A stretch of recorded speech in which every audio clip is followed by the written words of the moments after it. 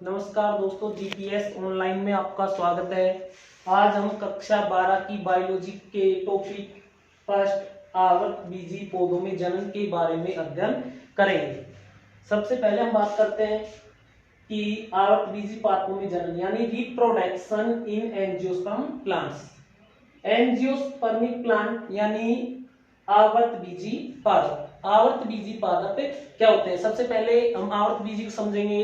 आवर्त बीजी क्या होते हैं कि वे पादप जिनके बीज आवर्त यानी ढके हुए, आवर्त यानी ढके हुए यानी जिनके बीज फल भित्ति से ढके हुए होते हैं, उन पादपों को आवर्त बीजी पादप कहा जाता है। जैसे हम यदि एग्जांपल की बात करें, मक्का है, सरसों है, इनके बीज फल भित्ति से ढके हुए हैं, इसलिए इन्हें आवर्त बीजी पादप कहा जाता है। आवर्त बीजी पादपों में जनन जनन क्या होता है? किसी भी सजीव द्वारा अपने समान संतति उत्पन्न करना जनन कहलाता है। जनन जरूरी क्यों है? क्योंकि यदि किसी भी जीव को अपना अस्तित्व बनाए रखना है, उसे पीढ़ी दर पीढ़ी आगे बढ़ना है, तो उस परिस्थिति में उसको जनन करना आवश्यक है। ठीक है, तो जनन क्या होता है कि किसी भी सजीव द्वारा अपने समान संतति, संतति यानी संतान, अपने समान क्या उत्पन्न करना? संतान उत्पन्न करना क्या कहलाता है? जनन। चाहे उत्पादक हो चाहे जंतु हो, जनन प्रत्येक प्राणी के लिए आवश्यक है, क्योंकि उसे अपनी संतति को आगे बढ़ाना है। ठीक है, जनन की आगे हम आवर्त बीजी पादपों में जनन की बात करें तो आवर्त बीजी जो पादप होते हैं उसमें जनन दो प्रकार का होता है। कितने प्रकार का होता है? दो प्रकार का। इसमें पहला जो टाइप है इसका वो है अलैंगिक जनन। अलैंगिक जनन को एसेक्सुअल रिप्रोडक्शन, एसेक्सुअल, यदि सेक्सुअल होता तो लैंगिक हो जाता, ए लगने से क्या हो गया? अलैंगिक, एसेक्सुअल रिप्रोडक्शन, अलैंगिक जनन। दूसरा जो इसका टाइप होता है वो होता है लैंगिक जनन। लैंगिक जनन यानी सेक्सुअल रिप्रोडक्शन, सेक्सुअल यानी लैंगिक रिप्रोडक्शन जनन। सेक्सुअल और एसेक्सुअल में बेसिक अंतर क्या है? सामान्य अंतर ये है इसमें कि एसेक्सुअल जो जनन होता है, अलैंगिक जो जनन होता है, उसमें अकेला जीव संतान उत्पन्न कर सकता है, दूसरे जीव की आवश्यकता नहीं होती है। लेकिन जो सेक्सुअल रिप्रोडक्शन होता है उसमें लैंगिक अंगों की आवश्यकता होती है, और लैंगिक अंगों की जब आवश्यकता होती है तो उस परिस्थिति में दो जीवों का होना आवश्यक है। जब दो जीव होंगे तो लैंगिक जनन संपन्न होगा। और अलैंगिक जनन में क्या है कि अकेला जो जीवी होता है वो ही संतान उत्पन्न कर सकता है। तो पहला हम देखते हैं अलैंगिक जनन। अलैंगिक जनन, इस विधि में लैंगिक जनन की आवश्यक घटनाएं, जो लैंगिक जनन के लिए किसी भी जीव को आवश्यक घटनाएं जरूरी होती हैं वो क्या होती है? एक तो अर्धसूत्रण और एक युग्मक संलयन। तो अलैंगिक जनन में किसी भी जीव को अर्धसूत्रण और युग्मक संलयन की आवश्यकता नहीं होगी अलैंगिक जनन में। ठीक है, दूसरी इसकी विशेषता क्या होती है कि इस विधि में केवल अकेला जीव ही संतान उत्पन्न कर सकता है। क्योंकि लैंगिक जनन में हमने ऊपर देखा युग्मक संलयन। युग्मक संलयन का मतलब है यदि युग्मक नर और मादा से आते हैं तो उस परिस्थिति में दोनों जीवों के जो गुण है वो आ जाते हैं संतति में। लेकिन इसमें अलैंगिक जनन में युग्मक संलयन नहीं होता है, और जब युग्मक संलयन नहीं होता है तो ओनली जो संतति होती है उसमें केवल एक ही जो जनक होते हैं उसका युग्मक होता है, और एक ही जनक का जब युग्मक होगा तो संतति होती है वो आनुवांशिक रूप से नर के मतलब जनक के समान होती है। ठीक है, चाहे नर हो या मादा हो। तो यहाँ देखिए इस विधि में उत्पन्न संतति आनुवांशिक रूप से जनक के समान होगी, यानी जब किसी दूसरे का युग्मक नहीं आएगा तो उस परिस्थिति में जो संतति होगी वो केवल अपने जनक के समान होगी, आनुवांशिक रूप से बिल्कुल समान होगी। कई बार आकारिक रूप से और शारीरिक रूप से भी समान होती है। अब हम देखते हैं आवर्त बीजी पौधों में अलैंगिक जनन के प्रकार। यानी आवर्त बीजी पौधों में दो प्रकार का जनन है, लैंगिक जनन और अलैंगिक जनन। यहाँ हम आगे देखेंगे कि अलैंगिक जो जनन होता है उस अलैंगिक जनन के कितने प्रकार होते हैं। अलैंगिक जनन में पहला जो है एनिसेक बीज था। कितने प्रकार का होता है? 2 प्रकार का, जिसमें पहला एनिसेक बीज था और दूसरा है कायिक जनन अथवा कायिक प्रवर्धन। तो पहला जो एनिसेक बीज था, एनिसेक बीज में ए जैसा नाम है, ए यानी बिना, निषेक, निषेक यानी निषेचन, बीजता, बीजता यानी बीज। तो डेफिनेशन क्या हो जाती है इसकी? अनिषेक बीजता यानी बिना निषेचन के बीज का क्या हो जाता है? निर्माण। इस विधि में बिना निषेचन के बीज का निर्माण होता है। और जब बिना निषेचन के बीज का निर्माण होता है यानी नर युग्मक और मादा युग्मकों के मिलने की आवश्यकता नहीं है, इसलिए इसे क्या कहा गया है? अनिषेकता। क्या कहा गया है? अनिषेकता, यानी कि इसमें नर और मादा जो दोनों युग्मक उनको मिलने की आवश्यकता नहीं है, और आवश्यकता नहीं है उस परिस्थिति में बिना निषेचन के किसका निर्माण हो जाता है? बीज का। किसका? बीज। इसलिए इसे कहा गया है अनिषेक बीज का। सेकंड जो इसका टाइप है कायिक जनन अथवा कायिक प्रवर्धन। कायिक जनन, कायिक जनन क्या होता है कि जो पौधे होते हैं उन पौधों में कुछ भागों में कायिक कोशिका पाई जाती है, कुछ भाग या कुछ अंगों में, जैसे जड़ है, तना है, पत्ती है।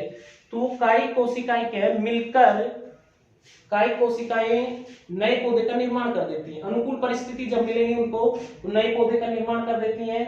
तो कायिक जनन क्या होता है? इस विधि में पौधे के किसी भी कायिक भाग, पौधे के किसी भी कायिक भाग, कायिक भाग क्या होता है? जड़, तना, पत्ती द्वारा नए पौधे का निर्माण होता है। ठीक है, ये कायिक भाग क्या कहलाते हैं? प्रवर्ध। यानी जो कायिक भाग प्रजनन में भाग लेते हैं, नए पौधे का निर्माण करते हैं, उन कायिक भागों को क्या कहा जाता है? प्रवर्ध। उन कायिक भागों को प्रवर्ध कहा जाता है, इसलिए इसे कायिक प्रवर्धन भी कहा जाता है। यानी कायिक भागों द्वारा जनन हो रहा है इसलिए इसे कायिक जनन भी कह सकते हैं, अथवा कायिक के भाग, यानी कायिक भाग क्या कहलाते हैं? प्रवर्ध। तो कायिक के भाग द्वारा जनन हो रहा है यानी प्रवर्ध द्वारा जनन हो रहा है, इसलिए इसे कायिक प्रवर्धन भी कहा जाता है। क्या कहा जाता है? कायिक प्रवर्धन। ठीक है, पहला हुआ अनिषेक बीज था यानी बिना निषेचन के बीज, और दूसरा है कायिक जनन। कायिक जनन में कायिक भागों के द्वारा नए पौधे का निर्माण हो जाता है। ठीक है, अब हम आगे देखते हैं कायिक जनन के प्रकार। आगे भी कायिक जनन को बांट दिया गया है। कायिक जनन के प्रकार में देखिए कि आवर्त बीजी जो पौधे होते हैं उनमें 2 प्रकार का कायिक जनन होता है। कितने प्रकार का होता है? 2 प्रकार का लिखा हुआ है। आवर्त बीजी पौधों में यह 2 प्रकार का होता है। ठीक है, पहला जो इसका प्रकार है प्राकृतिक कायिक जनन। कौन सा है? प्राकृतिक कायिक जनन। तो प्राकृतिक कायिक जनन क्या होता है कि कोई भी जो भाग है, कायिक भाग, वो यदि प्राकृतिक रूप से नए पौधे का यदि निर्माण करता है तो उस परिस्थिति में जो जनन होता है वो प्राकृतिक कायिक जनन कहलाता है। देखिए एक बार, इस विधि में प्राकृतिक रूप से, कैसे? प्राकृतिक रूप से कायिक भागों द्वारा नए पौधे का निर्माण होता है। कायिक भागों द्वारा, किसके द्वारा? कायिक भागों द्वारा नए पौधे का निर्माण होता है। ये पादपन निम्न है। कौन कौन से कायिक जो भाग होते हैं? इसमें पहला है तना। कौन सा है? तना यानी स्टेम। तने से किस प्रकार से नए पौधे का निर्माण होता है कि इस विधि में रूपांतरित तना द्वारा नए पौधे का निर्माण होता है। यानी जो तना है उसमें कुछ रूपांतरण हो जाता है, कुछ परिवर्तन हो जाता है, और उन परिवर्तनों के कारण वो तना है जो नई संतति उत्पन्न करने में सक्षम हो जाता है। जैसे कई बार तना फूल के मोटा हो जाता है, कई बार तना फैल जाता है, कई बार बल्ब का रूप ले लेता है, कई बार लेट कर आगे बढ़ता है। ठीक है, तो तने में हम देखते हैं कि इस विधि में रूपांतरित तने द्वारा नए पौधे का निर्माण होता है। रूपांतरित तने कौन कौन से होते हैं? पहला है जैसे कंद। इसमें तना भोजन संग्रह करके, जो कंद होता है, कंद में जो तना होता है वो भोजन संग्रह करके फूलकर मोटा हो जाता है। कैसा हो जाता है? मोटा हो जाता है। जैसे आलू, आलू में क्या होता है कि जो तना होता है पौधे का वो भोजन संग्रह करके फूलकर मोटा हो जाता है। मोटा होने के कारण कंद का रूप ले लेता है। इस कंद पर यानी इस आलू पर अंकुरणशील आंखें पाई जाती हैं।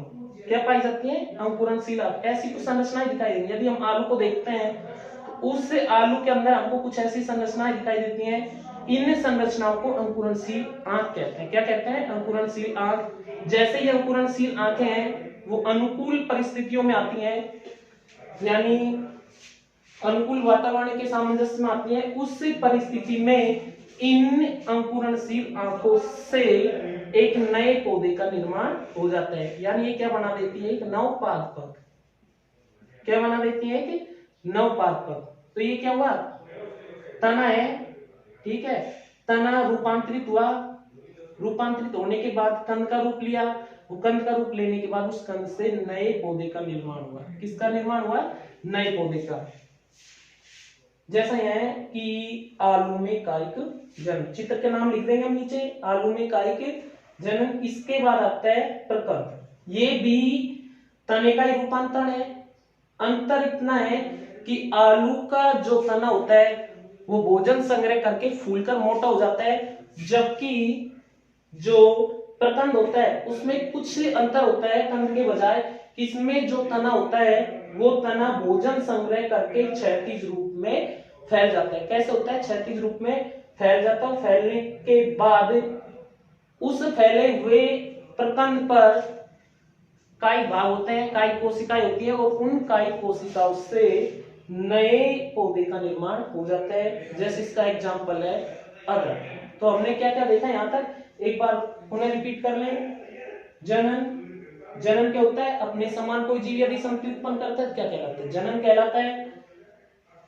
आवृत्तबीजी पौधों में जनन पढ़ना हमको यहाँ। तो आवृत्तबीजी पौधों में जनन क्या होता है? दो प्रकार का होता है, सेक्सुअल और एसेक्सुअल।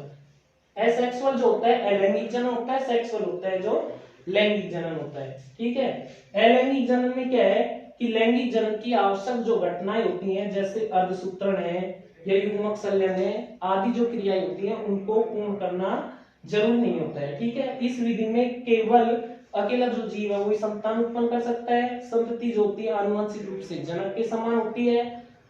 अलैंगिक जनन को भी आगे बांटा गया आवृतबीजी पौधों में। पहला अनिषेक बीज था, यानी बिना निषेचन के बीज का निर्माण हो जाता है। दूसरा जो है वह कायिक जनन। कायिक जनन में क्या है कि पौधे के किसी भी कायिक भाग द्वारा नए पौधे का निर्माण होता है, और जो कायिक भाग होते हैं उन कायिक भागों को प्रवर्ध कहा जाता है। क्या कहा जाता है? प्रवर्ध। प्रवर्ध कहा जाता है, इसीलिए इसे कायिक प्रवर्धन भी कहा जाता है।